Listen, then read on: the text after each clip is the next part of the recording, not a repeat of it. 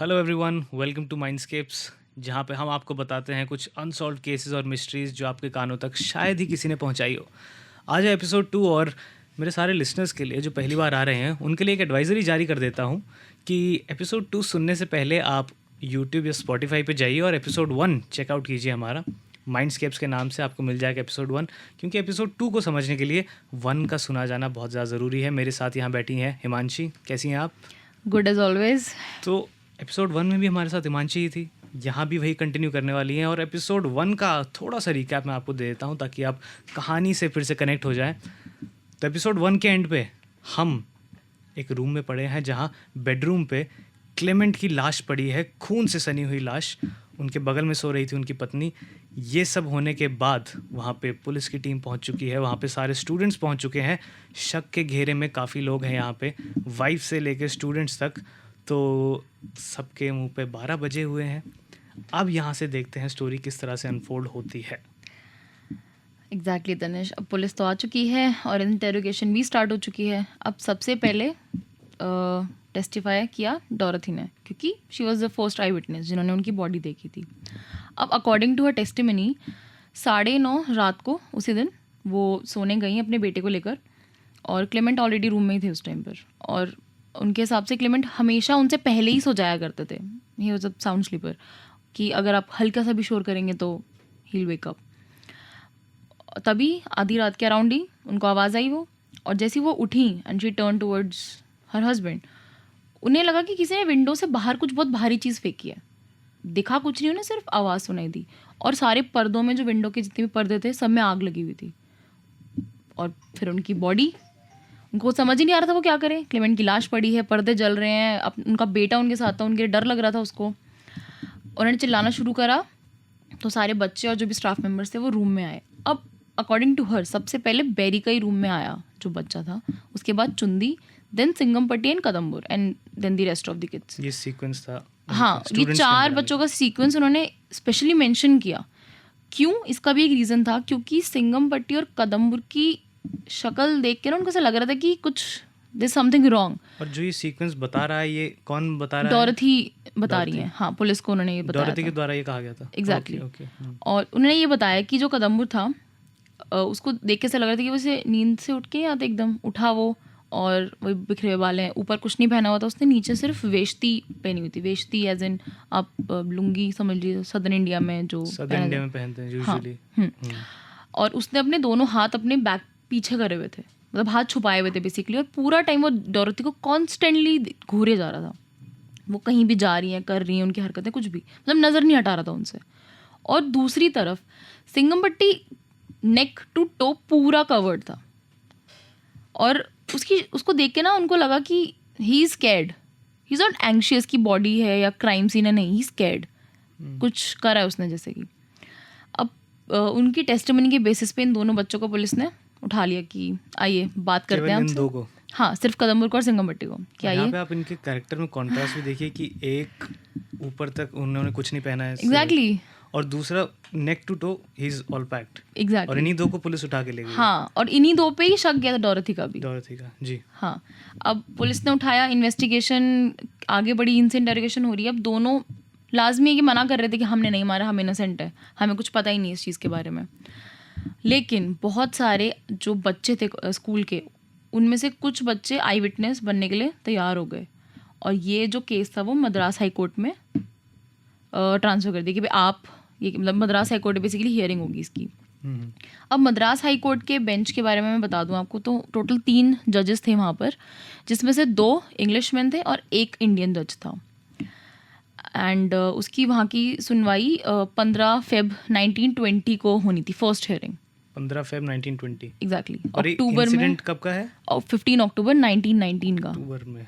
वाह, तो almost 5 months के बाद। 3-4 मंथ्स 3-4 मंथ्स का इसकी पहली हियरिंग। हाँ, क्योंकि इन डेप्थ पुलिस को भी बाकी चीज़ें करने में पहले टाइम मिल गया ना, क्योंकि मर्डर वेपन एनालाइज किया, उनकी डेड बॉडी का पोस्टमार्टम हुआ गई वो। अच्छा, उसके बाद एक और चीज़ की, जो प्रोसिक्यूशन था उसको लीड कर रहे थे CV Kumaraswamy Shastri. He was very prominent, very big lawyer of India at that time, specially जो मद्रास का रीजन था, उनको अपॉइंट किया गया था स्पेशली इस केस के लिए। लेकिन दूसरी तरफ डिफेंस के लिए कोई लॉयर उनको दिया नहीं गया कदम्बुर को, उसको, क्योंकि कहीं ना ये सोच लिया था उन्होंने कि इन्होंने ही मारा है, यही है अक्यूज्ड। तो एक लॉयर थे एस स्वामीनाथन, वो कदम्बुर से उन्होंने एक मीटिंग फिक्स की, उनसे मिलने गए, उनका पॉइंट ऑफ व्यू जानना चाहते थे वो, लेकिन उन्होंने सिर्फ कदम्बुर से बात करी, सिंगमपट्टी से नहीं करी उन्होंने। और कदम्बुर ने क्लियरली स्टेट किया कि ही इज़ इनोसेंट, उसने नहीं मारा है, उसको पता भी नहीं कि ये कब हुआ क्या हुआ।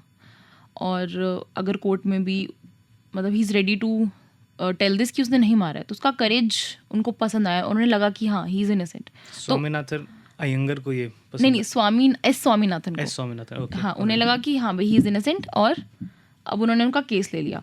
अब डिफेंस में टोटल 2 लॉयर थे, एक तो हमारे एस स्वामीनाथन थे, एक और प्रोमिनेंट थे लॉयर, तो काफ़ी लोगों को पता होगा, मे बी आपको पता होगा, उनका नाम था वीवी श्रीनिवासा अयंगर जी, एक्चुअली जिनका मैं मेंशन हाँ, ये नेशनलिस्ट भी थे, उन्होंने बहुत सारे काम किए। तो इन्होंने हल्का सा इनके बारे में आपको बताऊं तो ये एक लॉयर तो थे ही, लेकिन 1923 से 30 तक ये कांग्रेस के साथ भी जुड़े हुए थे। कुछ आइडियाज इनके मैच नहीं किए तो उन्होंने कांग्रेस छोड़ दी थी, तो थोड़ा नेशनल मूवमेंट में इनका पार्ट था। जी, एग्जैक्टली।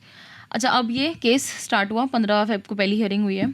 अब 15 फेब हियरिंग धीरे धीरे बढ़ रही है, केस प्रेजेंट हुआ, एविडेंस प्रेजेंट हुए, टेस्टिमनीज रिकॉर्ड हुई, बट कहीं ना स्वामीनाथन को ये चीज़ फील हो रही थी कि जस्ट बिकॉज मेजॉरिटी जो है वहाँ पे यूरोपियन थे, वो दोनों इंग्लिशमैन थे, तो मिसकंडक्ट हो सकता है केस, इसका वर्डिक्ट इनके अगेंस्ट जा सकता है, इनजस्टिस की चांसेस वहाँ पे हाँ बहुत ज़्यादा लग रहे थे उनको, क्योंकि ऑब्वियसली बात है कि वो तो उसी चीज़ पे फेवर करेंगे ना कि भाई हमारा इंसान को, मतलब हमारा बंदा मरा है, कोई इंग्लिशमैन मरा है, और मर्डर के जो अक्यूज हैं वो इंडियंस हैं, तो हैं, वो नहीं सुनेंगे फिर आगे कि क्यों, क्या, कैसे, नहीं, बस।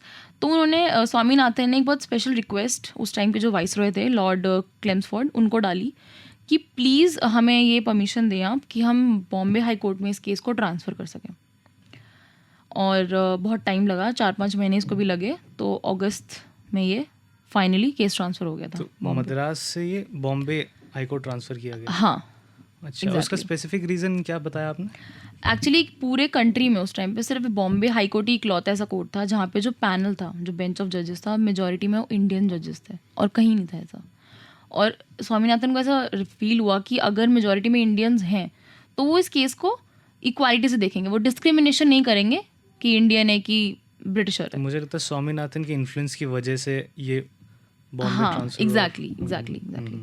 अब पहली हियरिंग हुई 6 अगस्त को बॉम्बे हाई कोर्ट में, वहाँ पे भी सेम प्रोसीजर, केस प्रेजेंट किया गया, एविडेंसेस, टेस्टिमनीज, ये सब। तो पहली जो टेस्टिमनी थी वो प्रेजेंट की थी, बैराकाई आया विटनेस बॉक्स में 12 अगस्त को 1920 को उसका टेस्टिमनी रिकॉर्ड हुआ था। Bairakai is one of the students. Yes, he is the one who entered first in the room according to Dorothy. Okay.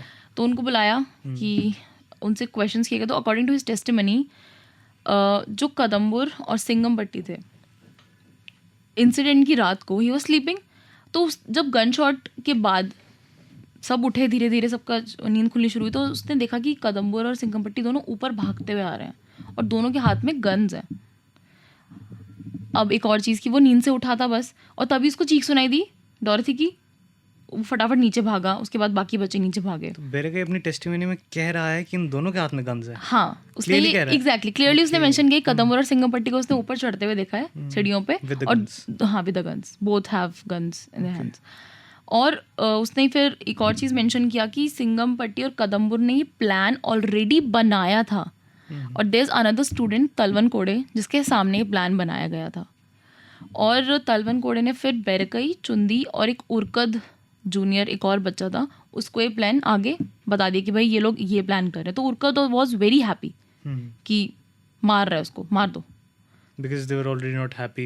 हाँ, because of his behavior। yeah। ऐसा वो मेंशन किया गया। ये अब ये प्रोसिक्यूशन है जो अभी केस प्रेजेंट कर रहा है अपना। अभी डिफेंस इसमें नहीं अभी पढ़ रहा है, तो वो बस टेस्टिमनीज रिकॉर्ड करवा रहे हैं। ठीक है, बैराकाई ने ये चीज़ मेंशन कर दी कि वो प्लान कर लेता अकॉर्डिंग टू हिज टेस्टिमनी। फिर तलवन कोड़े को बुलाया गया विटनेस बॉक्स में कि आप भी आइए, आप बताइए ज़रा क्या हुआ था। तो उसने ये बोला कि सिंगमपट्टी और कदम्बुर के प्लान के अकॉर्डिंग, जो कि कदम्बुर लीड कर रहा था प्लान, कि कदम्बुर जाएगा रूम में, वो उसको गोली मारेगा, सिंगमपट्टी गेट पे खड़ा होके देखेगा कोई आ तो नहीं रहा। और कदम्बुर ने ये चीज़ क्लियरली मेंशन करी, ऐसा तलवन कोड़े ने बोला कि क्लेमेंट तो मरेगा, लेकिन अगर कोई बीच में आया तो उसको भी मैं मार दूंगा, कोई बीच में नहीं आना चाहिए मेरे, और सिंगमपट्टी जिसका ध्यान रखे ये अंदर कोई घुसे ना। This was their plan.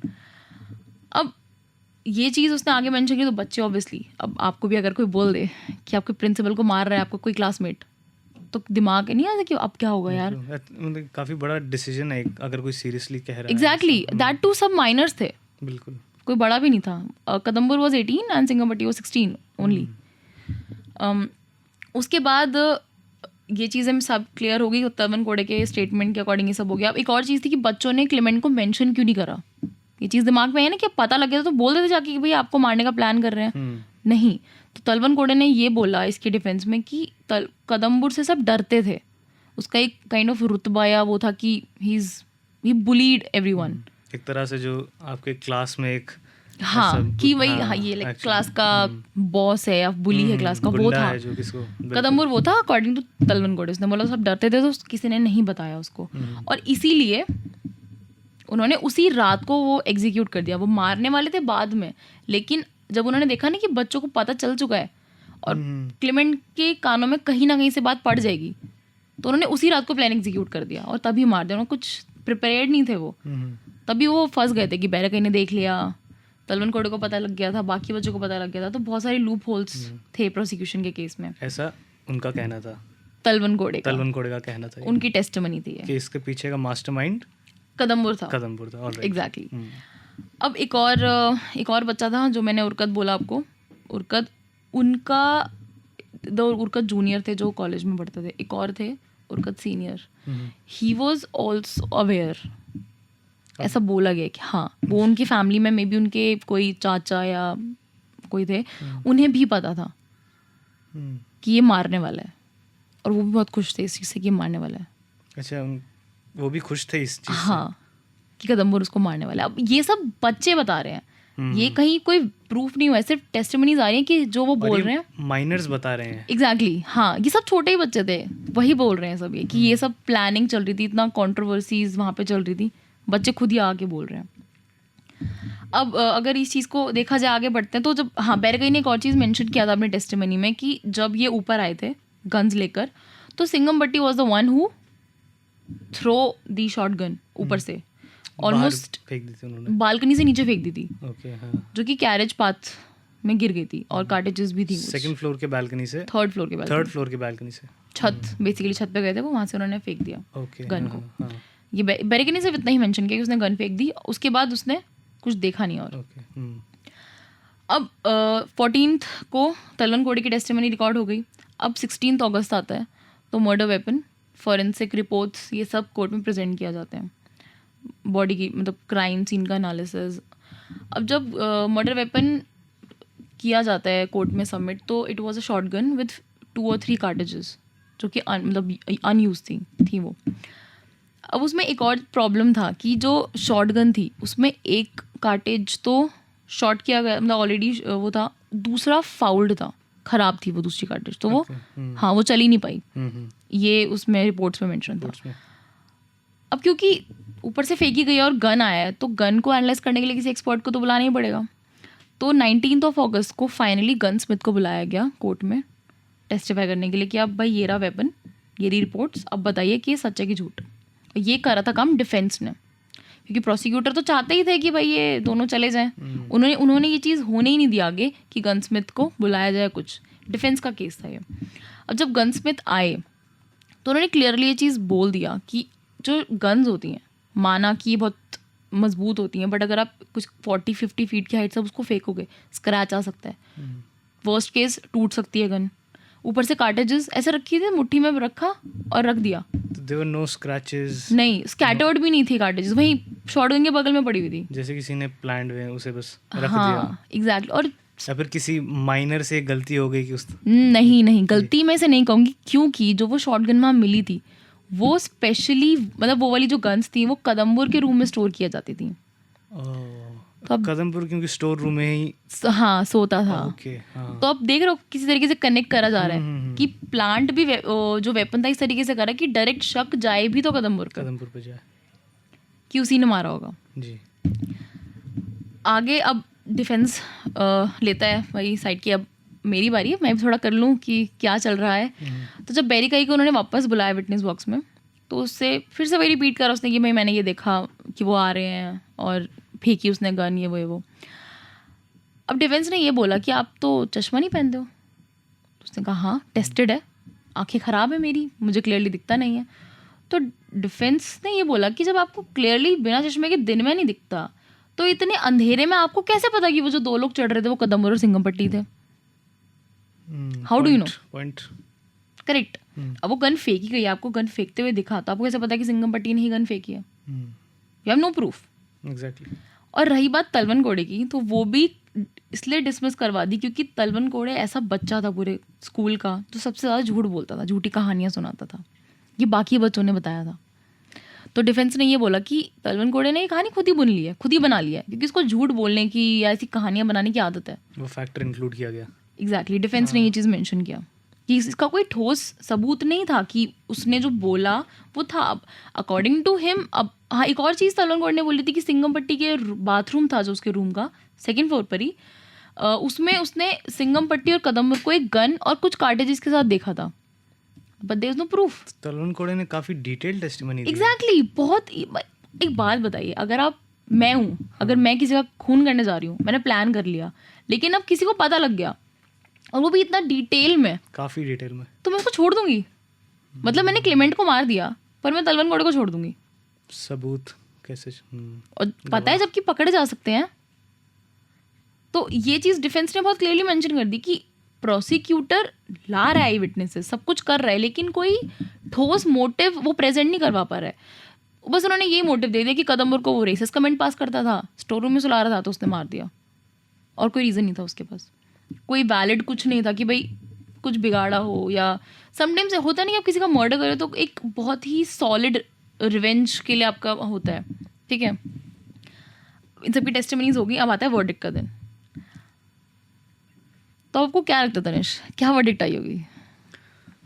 देखिए मानसी, जैसा तो आप बता रही हैं, जितना डिटेल में इन माइनर्स ने बताया है और जैसे सारी उंगलियां 2 ही लोगों की तरफ पॉइंट की जा रही हैं, सिंगमपट्टी और कदम्बर, उन 2 की तरफ जा रही है। तो अब एक लिसनर के तौर पे मेरे मन में, और जहाँ तक मुझे लगता है ऑडियंस के मन में भी यही आ रहा होगा कि शायद इधर ही ज़्यादातर उंगलियां घूम रही हैं।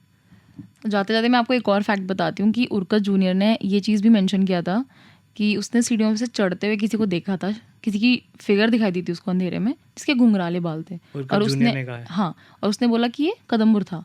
बट डिफेंस ने वो चीज़ को प्रूव करा कि वो कदम्बर नहीं था, वो जो स्ट्रक्चर उसने बताया था वो सिंगमपट्टी का था, उसके हाथ में गन थी। कदम्बर को तो कभी गन के साथ किसी और ने देखा ही नहीं, सिवाय बैराकई के और तलवन कोड़े के। वाओ। अब इतनी स्टोरी सुनने के बाद पहली बात तो मेरे दिमाग में ये आती कि मैं भी 20 साल से ऊपर का हूँ, 22-23 साल का, ये कहानी मैं भी नहीं बुन सकता अगर मुझे आज टेस्टिमनी के लिए बुलाया जाए, क्योंकि अपने आप में काफ़ी बड़ी बात है।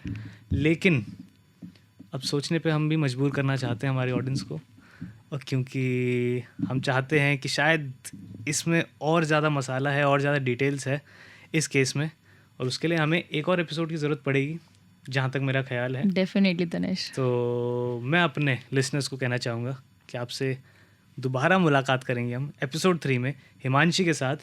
आप जाइए अपने दोस्तों के साथ इस पॉडकास्ट को शेयर कीजिए, उनको कहिए एपिसोड 1 और 2 सुन के आएँ, और वेट करें एपिसोड 3 का। मैं हूँ तनिष शर्मा, मेरे साथ Himanshi. Thanks for listening to माइंडस्केप्स।